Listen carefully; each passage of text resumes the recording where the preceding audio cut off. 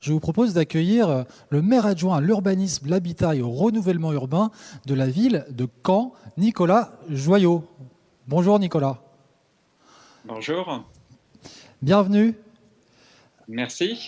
Alors, ce que je vous propose, c'est d'emblée voilà, de pouvoir engager et savoir, vous, en tant qu'adjoint, en tant qu'élu, comment vous engagez la transition énergétique dans la ville de Caen, ce qui fera maintenant, je crois, appel au biogaz pour alimenter ces bus, hein. C'est bien ça? Est-ce que vous pouvez développer cette démarche qui est propre à votre ville?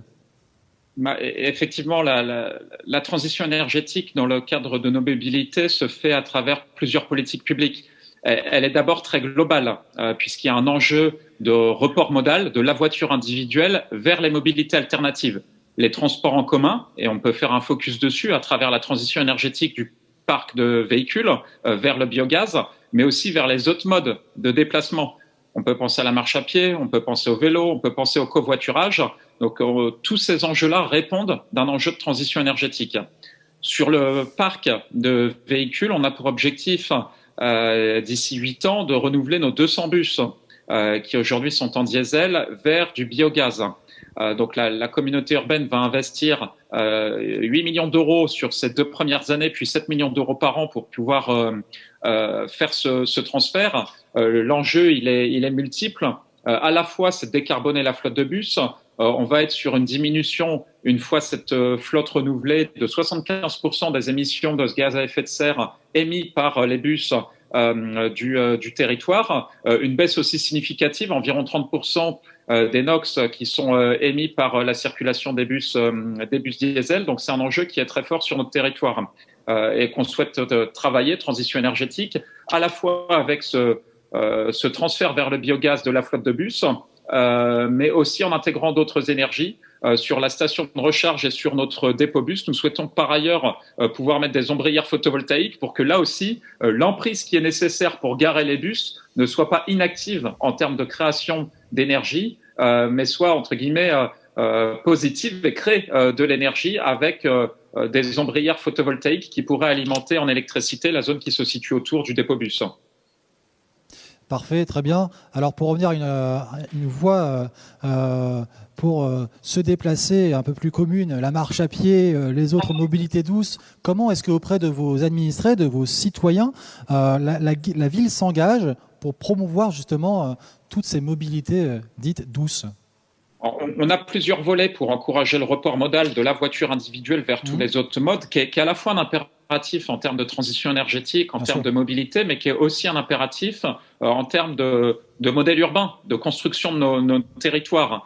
Le temps des zonages, zones d'activité, zones pavillonnaires, zones commerciales en matière d'urbanisme est terminé. On évolue vers des zones qui sont davantage mixtes pour simplifier aussi les mobilités et avoir des modèles qui sont beaucoup plus durables. Pour ce qui est du report modal de la voiture individuelle vers tous ces transports alternatifs, de la marche à pied au bus en passant par le vélo, on a plusieurs politiques publiques qui sont mises en place. Concernant le vélo, par exemple, ce que la Fédération des usagers de la bicyclette appelle le système vélo, c'est-à-dire ne pas être uniquement sur la création d'infrastructures. La création d'une piste cyclable, d'infrastructures cyclables à sécuriser est nécessaire, mais est pas suffisante. Donc, on a un volet infrastructure qui va amener la communauté urbaine notamment à investir 18 millions d'euros pendant ce mandat pour développer notre schéma cyclable communautaire, mais ça part de l'acquisition des vélos. Donc, on met en place une politique d'aide à l'acquisition des vélos, vélos électriques, vélos cargo, vélo pour personnes à mobilité réduite également, accessoires vélo, remorques pour emmener les enfants à l'école ou au loisir par exemple. Donc il y a toute une politique sur l'acquisition des vélos, une politique sur le stationnement aussi. Une fois que j'ai acheté mon vélo, que j'ai eu des facilités pour l'acheter, comment je stationne mon vélo. Donc une politique de stationnement sur le domaine public, mais aussi une politique de stationnement dans des copropriétés privées, avec notamment inscrites dans nos PLU des règles qui sont relativement ambitieuses sur les superficies des locaux vélos. Donc c'est un point essentiel de la politique, parce qu'on peut avoir des belles pistes cyclables, si on ne sait pas où garer le vélo, ça ne marche pas. Donc j'ai acheté le vélo, je peux le stationner, des infrastructures cyclables pour se déplacer, et puis des services à disposition des cyclistes. On a sur l'agglomération caennaise un tissu associatif très riche et on travaille avec ce tissu associatif. On est une maison du vélo qui propose des ateliers de réparation, qui propose une vélo-école, qui est un lieu un peu ressource pour les cyclistes sur le territoire. Et c'est tout ce système vélo qui va encourager les habitants, par exemple, à se reporter de la voiture individuelle vers le vélo. Et on a ces similitudes pour les transports en commun ou pour la marche à pied. On doit réellement être dans un système qui propose à la fois de l'infrastructure ou une offre pour un réseau bus, et puis une communication qui va être adaptée, qui va inciter au changement de comportement, parce qu'on est quand même sur une politique publique dont on maîtrise les outils qu'on met à disposition, mais dont on ne maîtrise pas forcément le résultat, parce qu'il y a un levier psychosocial qui est très très fort et un volet changement de comportement qui est très fort, et c'est un pan de la politique qui est à pas négliger. Alors, oui, justement, vous l'avez fortement souligné à juste titre, c'est une politique globale, un dispositif qui est ambitieux. Avoir les résultats, justement, on peut légitimement, peut-être, vous allez nous dire, hein, si ces mobilités alternatives, est-ce qu'elles vont réellement trouver leur place dans une ville finalement fortement dépendante de la voiture? Oui, oui, et comme je l'ai évoqué tout à l'heure, c'est une nécessité sur le territoire, sur notre territoire, mais sur tous les territoires. On doit construire le modèle urbain de demain indépendamment de la voiture. Et on doit être en mesure de pouvoir proposer des modèles qui vont fortement encourager les changements de pratiques. Tout est question de transition. Mettre en place une offre qui va encourager et rendre ces offres de transport alternatives, qu'on parle de bus avec des voies bus spécifiques, avec des passages au feu prioritaires par exemple, avec des pistes cyclables qui vont être continues, sécurisées. L'objectif, c'est que l'offre alternative puisse être autant compétitive voire plus compétitive que la voiture individuelle. Quand on choisit un mode de déplacement, on ne le choisit pas au hasard. Soit il est plus rapide qu'un autre, soit il coûte moins cher qu'un autre, soit on y a une plus grande facilité d'accès.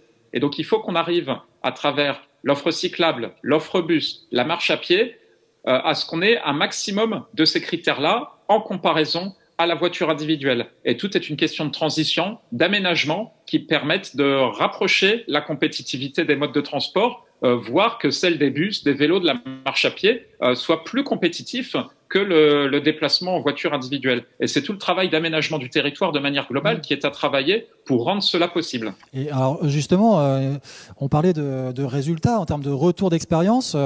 L'an dernier, vous aviez installé des pistes cyclables temporaires. Est-ce que vous pouvez déjà nous relayer un peu les fruits que ça a pu porter ? Nous avons mis en place l'année dernière 4 km de pistes cyclables temporaires. Ouais. Qui ont vite trouvé leur public. On est arrivé à des fréquentations qui étaient aussi importantes que, je ne vais pas dire que les pistes les plus utilisées dans Caen, qui elles sont très sécurisées, très rapides et ont leur public depuis une quinzaine d'années, mais qui sont arrivés à des potentiels d'utilisation qui sont non négligeables. Et pour lesquels, d'ailleurs, quand on questionnait les usagers, parce qu'on a passé du temps sur le terrain à questionner les usagers, une majorité évoquait le vélo utilitaire, c'est-à-dire qu'on est vraiment sur le vélo comme mode de transport. C'est pas le vélo tourisme, même si c'est un autre pan d'une politique cyclable qui est tout à fait intéressante. Ces pistes cyclables temporaires ont vraiment trouvé leur public en termes de mobilité du quotidien. Et ce qui va nous amener d'ailleurs à pérenniser ces pistes cyclables temporaires, les rendre définitives, en réalisant des ajustements aussi, puisqu'on était sur un aménagement temporaire qui a été mis en place en urgence, j'allais dire l'urgence du déconfinement, et on a certains usages qui avaient peut-être été mal appréhendés. On a notamment certains axes sur lesquels on a réduit la place de la voiture. On évoquait la question de la transition et de comment des modes alternatifs sur un territoire fortement motorisé peut se faire. On a réduit la place de la voiture sur certains axes, sauf que l'effet induit était de réduire la place pour la circulation de certains engins agricoles, par exemple. Donc, on a eu quelques remontées de la Chambre d'agriculture dont on a tenu compte pour l'aménagement définitif, par exemple. Donc, ces pistes cyclables ont très rapidement trouvé leur public, sont des liens interquartiers dans la ville qui nous semblaient être une évidence, et le déconfinement était l'opportunité de les réaliser plus rapidement que ce qui aurait pu être initialement envisagé. Et là, nous sommes en phase de pérennisation, de conception définitive de ces aménagements cyclables temporaire. Et c'est d'ailleurs une manière de travailler tout à fait intéressante qu'on pourrait reproduire sur d'autres tracés de la ville. Travailler de manière temporaire, observer les usages, faire un bilan des inconvénients-bénéfices avant de pérenniser. Parfait. Alors, le temps file très vite. Un dernier mot, si vous le permettez, monsieur le maire adjoint. Comment, quand entend-elle renforcer son offre de transport et là, on pense plus particulièrement aux zones qui sont peu desservies et aux moins desservies. Comment est-ce que Caen entend développer et renforcer son offre de transport? C'est un enjeu vraiment clé et majeur pour les territoires. C'est un enjeu clé parce que l'ensemble des territoires doivent être desservis, doivent être irrigués. Pour autant, le modèle économique du transport en commun nécessite qu'il y ait un minimum de validation et qu'il y ait des personnes dans les transports. Donc, on a mis des systèmes en place de transport à la demande, par exemple sur des territoires plus périurbains, avec du déclenchement sur appel, mais pas un appel déclenche une course. On peut appeler le vendredi pour déclencher la semaine suivante, tous les matins à 8h30, une course. Donc sur un appel, on déclenche tous ces domiciles travail de la semaine suivante, ce qui permet aux délégataires de prévoir l'offre en conséquence. Et parfois, plutôt que de mettre un bus sur la route pour une personne, on envoie un taxi. Il y a un travail qui est fait avec les taxis du territoire pour qu'en fonction du nombre de personnes qui appellent le délégataire pour déclencher des courses, on soit sur un taxi, soit sur un bus, et avec un gabarit de bus qui peut être adapté. Donc, on a des lignes de transport à la demande comme ça qui sont déployées sur le territoire.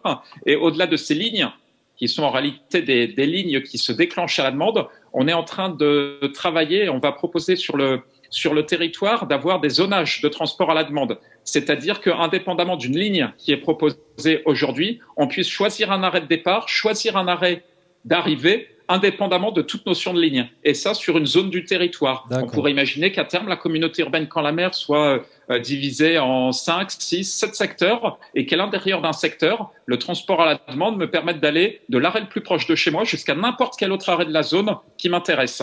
Donc ça, ce sont des solutions qui permettent de diminuer quelque part les frais fixes d'un transport en commun qui serait régulier et qui permet de l'adapter au nombre de personnes qu'il fréquente, tout en desservant réellement et efficacement le territoire. Entendu, parfait. Vraiment une approche dans le concept de masse aussi, le service du déplacement au service de vos concitoyens. Parfait, merci beaucoup pour cet échange et puis à très bientôt au Hub Institute, monsieur le maire adjoint. Merci à vous, bonne fin de journée, au revoir. Merci, au revoir.